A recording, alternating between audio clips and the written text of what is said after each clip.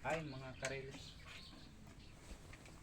bali yung makina ng ano, rip, ginawa ko ng ano, pangpahangin ng motor at sasakyan.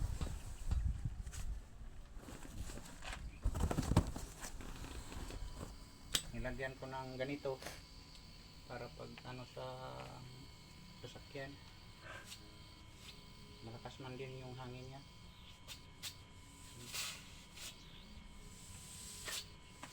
Pwede ka sa motor dito.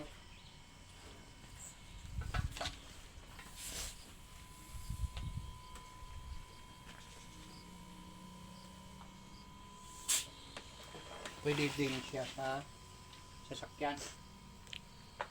Pwede. Malaki pala yung gamit sa makina ng rip ito. Pag nasira na, pwedeng gawin ng ano, pampahangin. Ito. Nilagyan ko ng hose dito. Tapos ito na yung wire, saksak. Nilagyan ko ng ganito para pang saksak na siya. So manda, pwede na pang pahangin.